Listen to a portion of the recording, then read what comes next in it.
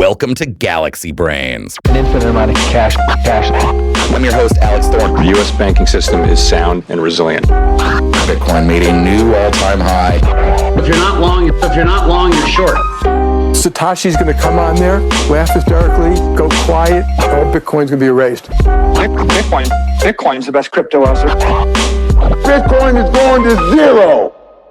Welcome back to Galaxy Brains. As always, I'm your host, Alex Thorn, head of firm-wide research at Galaxy. Bitcoin not zero, and I am on site in Hong Kong at Galaxy HQ in Asia. We have a great episode for you today. John Cahill, COO of Asia at Galaxy, is our guest. And of course, we'll check in with our good friend Bimnet Abibi from Galaxy Trading, as always, to talk markets. Before I get to that, I need to remind you, please refer to the link to the disclaimer in the podcast notes and note that none of the information in this podcast constitutes investment advice or an offer, recommendation, or solicitation by Galaxy or any of its affiliates to buy or sell any securities. I am on a whirlwind tour of Singapore and Hong Kong, and this was a great episode with John, so let's get right to it. Let's go now to our friend Bimnet Abibi from Galaxy Trading. As always, Bimnet, welcome to Galaxy Brains. Thanks for having me. I am still in Hong Kong and not back in the States, but a lot has happened. It's actually been a very eventful week in Bitcoin markets. Let's start with the SEC's approval of ETF options. Bimnet, what's your take? When's it going to happen? Why does it matter? You know, it's a little unclear about when it's going to happen, but it was a step in the right direction. You needed the SEC to approve it, and the subsequent steps are, the CFTC needs to approve it, and I think the OCC as well. But now, there's a more believable pathway to getting a Bitcoin ETF.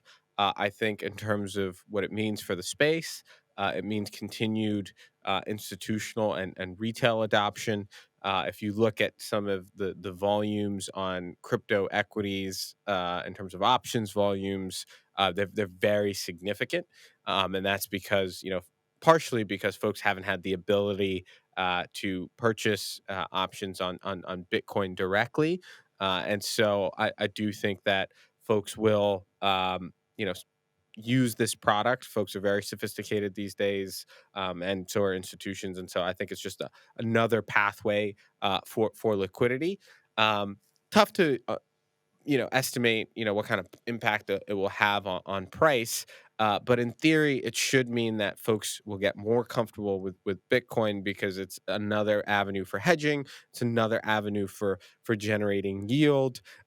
In addition, your counterparty on the calls is the clearinghouse, right? And so there's no credit risk on these Bitcoin options versus say facing an offshore exchange or a counterparty directly. And so it should bring more adoption, more trust into the space. And, that's sort of basically what's been happening from the moment these Bitcoin ETFs have been approved. We've seen continued kind of adoption of Bitcoin as an acceptable form of collateral to lend against. Rates, generally have been softening as kind of the credit premium and the rate component of it, have both been moving in the right direction. And so, it's a very positive sort of event, that came out of the last Friday's announcement, and then you've also had some positive rhetoric with respect to what the Harris administration is going to do with respect to crypto policy. I think Mark Cuban was on Twitter yesterday saying that they, aren't the Harris campaign slash presidency will not pursue a regulation by enforcement sort of policy, and that Gensler is out. Is kind of what Cuban was saying, and so you're having a bunch of constructive narratives forming around Bitcoin, and that should be very good. And then when you couple that with a very strong macro backdrop with gold trading at all-time highs, with silver having a 5% plus day yesterday and at trend highs, with S&P at all-time highs, and Nasdaq trading well, with China injecting stimulus into the economy, with just the broader turn you've had in monetary policy over the past couple of months. European data has been softening; they're expected to cut further. Bank of Canada is going to be cutting by 50. And so there's just a lot of constructive tailwinds from the macro and the liquidity side of things, as well as the regulatory and Yeah. structural dynamics. And so I really do think that Q4 is going to be a very strong quarter for Bitcoin, and when you couple that with FTX distributions that are likely going to happen at some point in the next couple of quarters, you should really have kind of the catalysts and the momentum for push beyond all time highs over the next quarter or so. We're back. It sounds like we've got a bullish BIMNet. We've got a Absolutely. bullish BIMNet on the mic. It's hot on the mic. I saw that we've been covering the I wish I could rap like you, but we've been covering the SAB 121 story for a long time, and I wrote about the easing, the apparent offering of exemption to some entity, some state-regulated bank. We all thought it was BNY Mellon, and now it looks like this week BNY has said it was them. How big in your mind is BNY? If BNY is about to start being able to offer Bitcoin custody to institutions, say to ETFs, how big is their entrance in your mind? Is that, why is that better than the other custodians that we have? they custody over 90% of U.S. Treasuries, and the Boney payment rails and Boney tri-party is how money and treasuries move across the entirety of sort of U.S. banked the U.S. banking system. And so when you have the largest custodian and the most trusted custodian of U.S. government securities, which are the risk-free securities in the entire world, it's a big deal, and that's only going to spur further adoption by folks, and it's meaningful in the sense that the SEC is not fighting the banks on this stuff. It allows them to hold it on their balance sheet without a really punitive, capital charge. It allows them to provide services. And so it's very meaningful. And, I think in terms of kind of the precedent it sets, that means, other banks are going to seek, the exemption and try to do the same thing.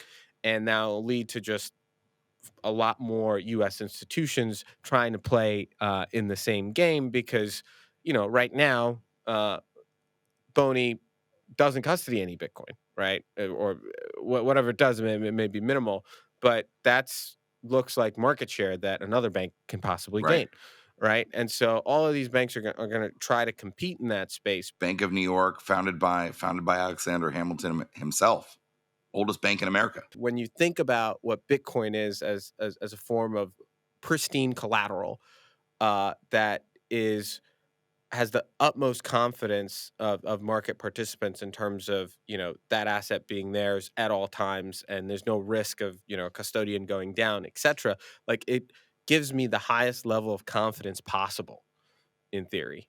And so, not knowing anything about their custody technology, just knowing, who Boney is and what they've done for the treasury market. And so I really think that it's a very, it's a giant leap.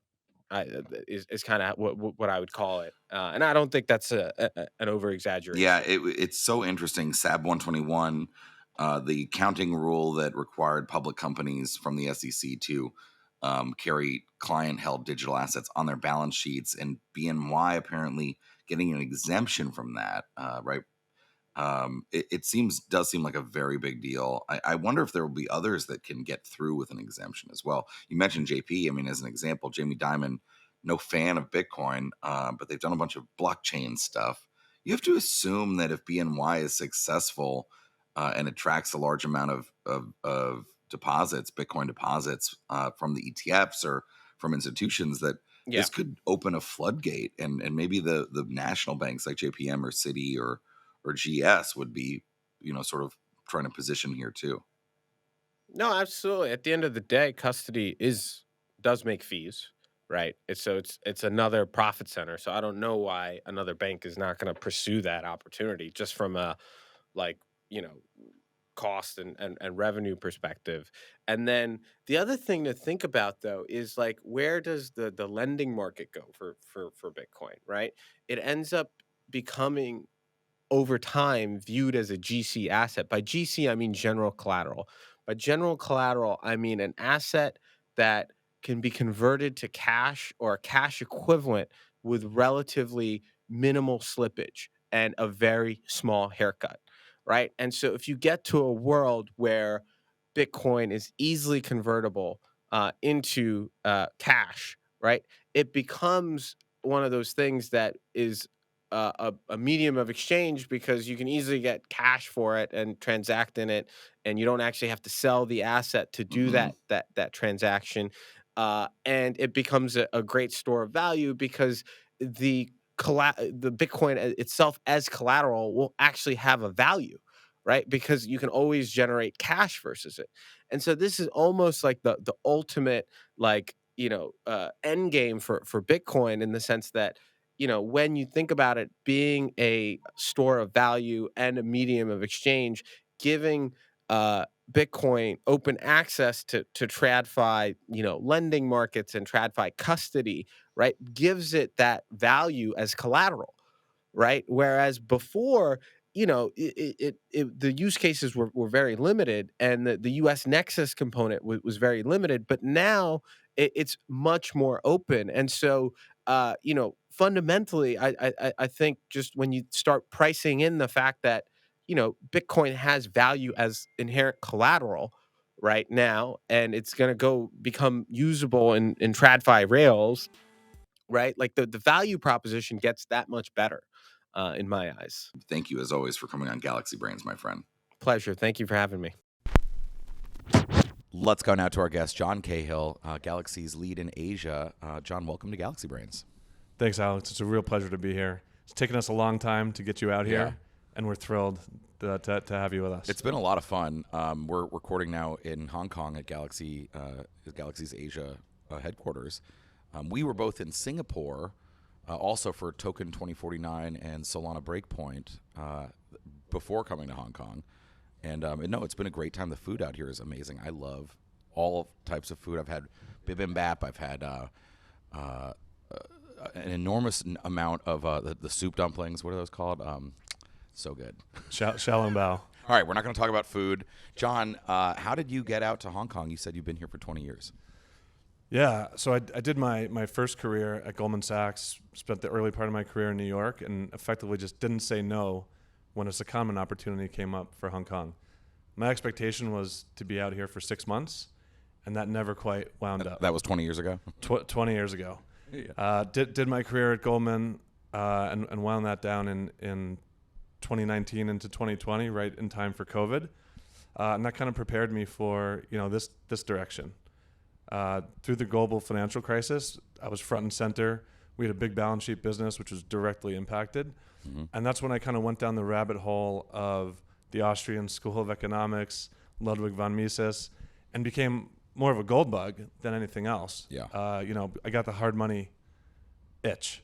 And so I still have gold sitting in the Perth Mint today. Nice. But I think that laid the foundation and direction for me to end up in this spot. Because the unprecedented intervention of the great financial crisis, as they call it, and then the backstopping, right? The entrance of phrases like "too big to fail," right? It's a perverted situation that happened in markets. I mean, I think I'm a free market absolutist when the kind of things boil down. And there was a time where the Chinese market was maybe the most free market in the planet, where entrepreneurs were building companies and going public, and the U.S. and Western world had massive intervention. And it was really, a managed economy more than anything else. So I assume this sets the stage for your interest in Bitcoin and crypto later. I mean, at some point, when did you find out about it? Yeah, I found out about Bitcoin in 2013. A good friend of mine was really into it. In fact, I brought him into Goldman and did a couple sessions with their equities business and the private wealth management business. and I didn't buy enough, like everybody. Yeah. But that was where I bought a couple of Bitcoin back then. There was an ATM in Hong Kong, which I used to purchase the Bitcoin, and didn't do much with it. I just kind of sat on it. And I was definitely one of those people in 2017 telling the juniors, don't put your whole bonus in Bitcoin, guys. Yeah. Things are good now, but just be careful. Right. Size accordingly. Yeah. And so I was very much, in the traditional, model of finance. And it wasn't until I retired and left TradFi that I spent the time, really went down the rabbit hole, got my hands on the tools, and a lot had happened in that time. Oh, yeah. That was interesting to me. We did carry trades for a living, and all of a sudden there was yield, there was yield farming, there was NFTs and DeFi was coming online, and that was super interesting to me. Yeah, it is. And I just think about those meetings when, some early smart person has found out about Bitcoin, and they talk their way into a meeting with like executives at like a large bank just to like give a little, come on in and give a presentation about it, right? Like 2013, 14, 15.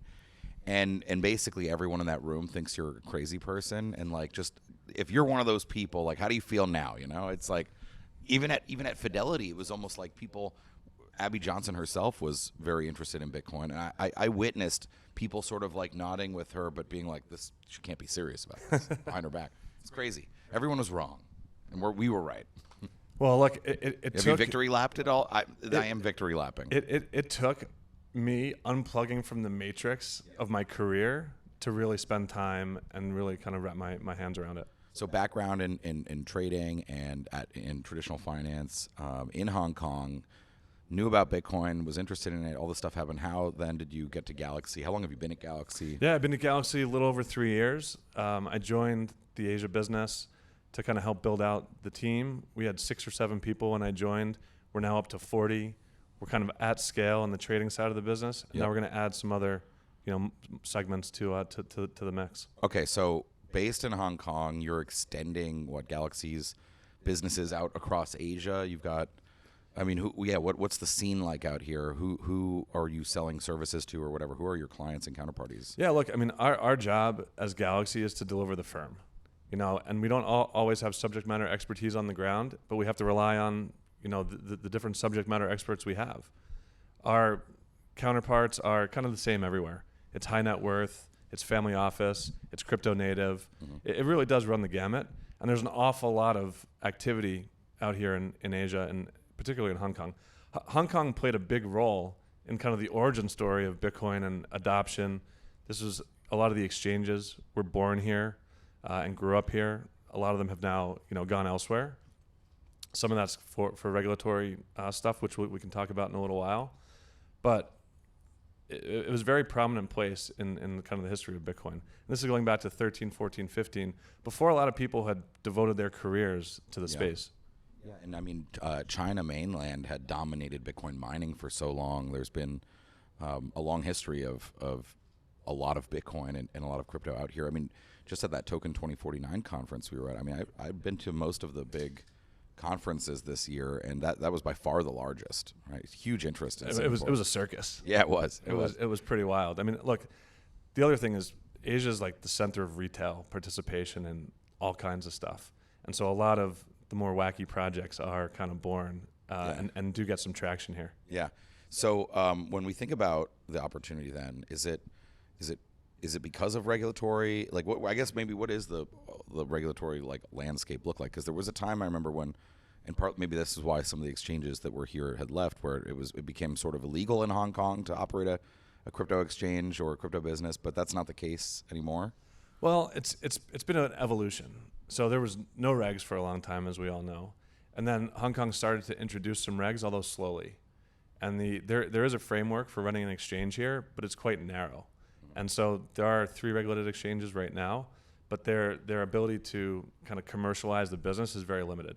It's only spot trading. It's only a handful of coins that get listed. Yep. I think the groundwork is there for a lot more different types of products to come online, but we don't have perps or futures in the regulated framework here. Yeah, and then in the other jurisdictions, like in Japan, it's quite strict, right? And what are the big markets? Japan, Korea. And Singapore. Yeah, Singapore. Yeah, and Singapore is where a lot of the business had migrated kind of during COVID. COVID restrictions in Hong Kong were pretty harsh, and a lot of people, for one reason or another, whether it was reg or just kind of quality of life, decided to go somewhere else. Right. And so is that what you spend your time like talking to, flying around to these areas? I mean, what about Japan, right? Japan's one of the largest economies in the world. Mount Gox is the only thing that I really know a lot about from Japan. Japan's a tricky one because it's kind of a locals to locals market. Korea's similar. I used to tell a joke that Australia is the other local to local market. They have very strict rules around participation. You know, capital doesn't necessarily move freely across borders. There are all kinds of restrictions.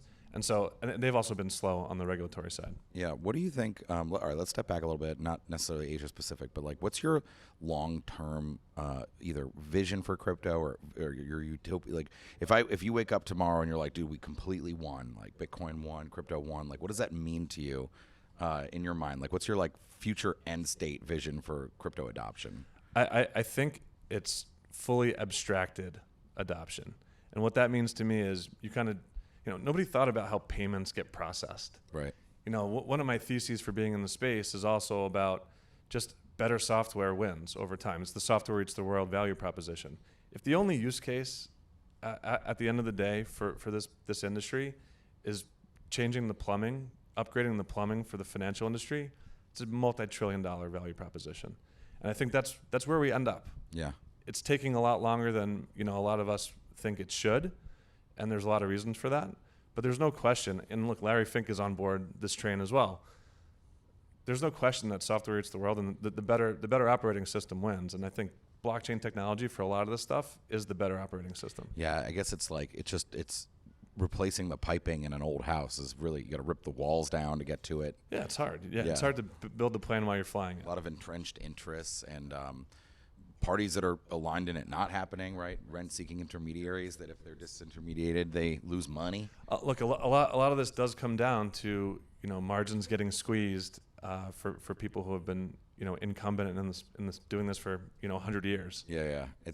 I mean, I feel like this is a question I like to ask because some people have very different views of what winning looks like. I mean, I remember when the ETFs were launching in the U.S., people, Bitcoiner friends of mine were like, well, wait a sec, this isn't good. Why are we cheering this? Like, we're supposed to be, it's supposed to be mined at home on a home computer and stored like in your own self-custody. We're not supposed to be simping for the institutions.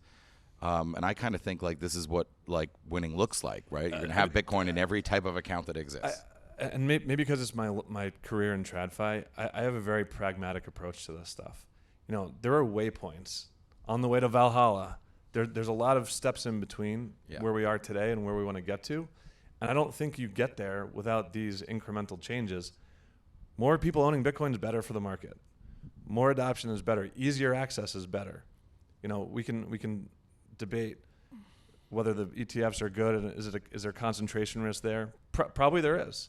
But I think, net, I think it's better.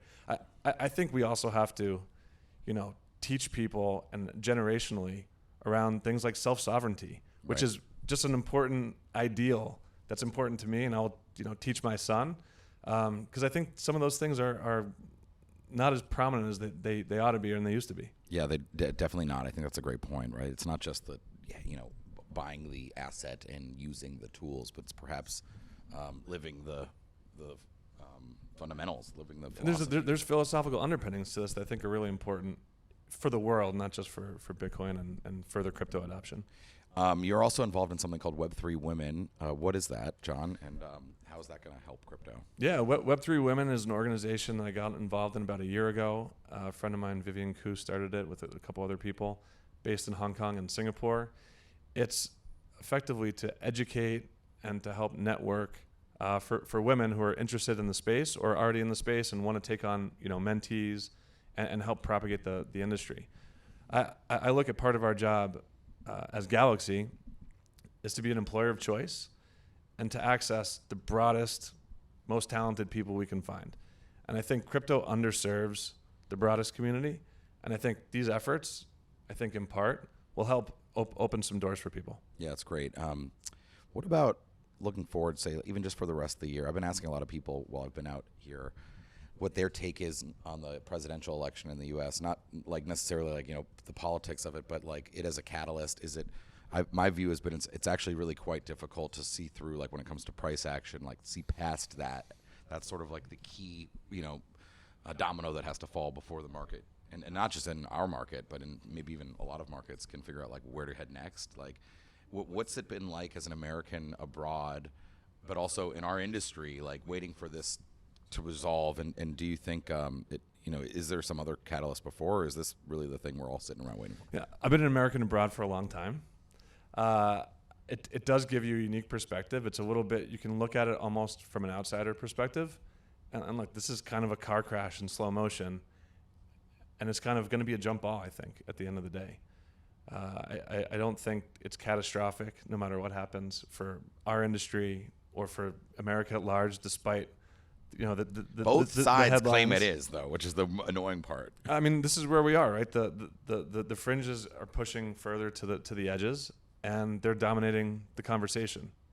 And so you can kind of look at it and step back and be a little bit removed. And there are benefits to not living in the U.S. sometimes. Yeah, I mean, it is wall-to-wall coverage.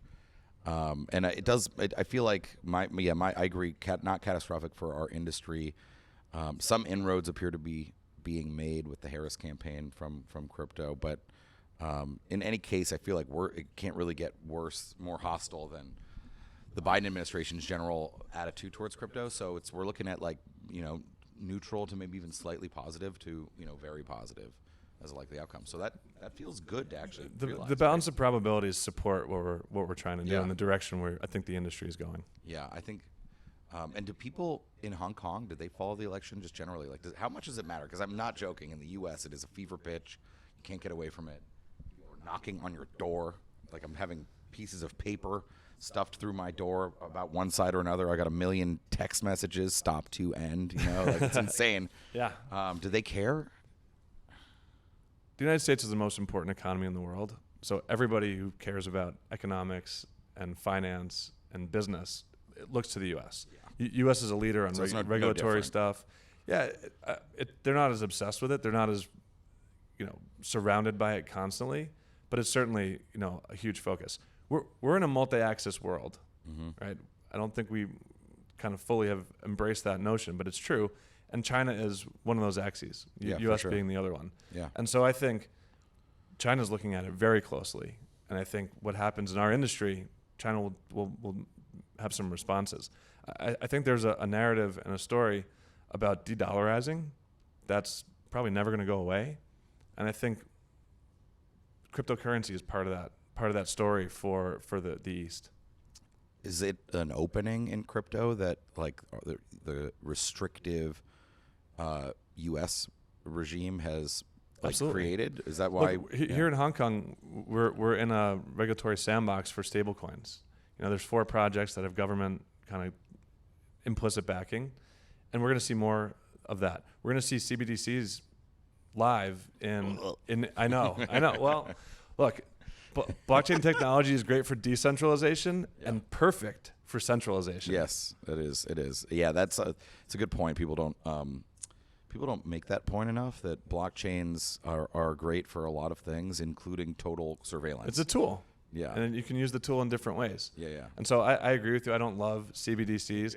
There's lots of different ways to implement. And so I think we'll see a lot of different But that's people so try interesting it. because we've got no action on CBDC from the Fed in the U.S. We've got no framework for stable coins. We've got no ability to be part of an innovation sandbox with the regulators, but that's not true here, right? And so it does feel like this is what we've been saying. I said if we drop the ball, somebody else might pick it up, and we might not like the way they play the game, and like that is happening, right? I mean, it's sort of like innovate in America, or it will be innovated upon you from elsewhere. Yeah. Yeah, I mean, this stuff you can't stop. You can try to guide it, and in Hong Kong I would say have an open mind, and they're getting the blessing from mainland China for this stuff, and we'll see innovation come from it. All right, last question before we wrap. What's got you most excited for the next year or so, either in Asia or in crypto or in general? Like, what's the look, we're really hitting our stride at Galaxy here in Hong Kong. We've got a great team. It's a cohesive unit. Feels like a family, and just doing more, growing, standing up a few more verticals, getting a few more visits from our global colleagues, and really demonstrating what a diversified offering brings. Yep. There's not a conversation in this business that we can't have, and we can bring real value and real creativity to solving problems and moving the market forward, whether it's from a regulatory standpoint, from an operating standpoint. We're in a regulatory licensing process right now ourselves, and we have to be first in a lot of the stuff we do. That's our job. I love it. Well, thank you again, John, for having me here in Hong Kong and coming on Galaxy Brains. John Cahill, COO of Asia for Galaxy. Thanks, Alex. Really appreciate it.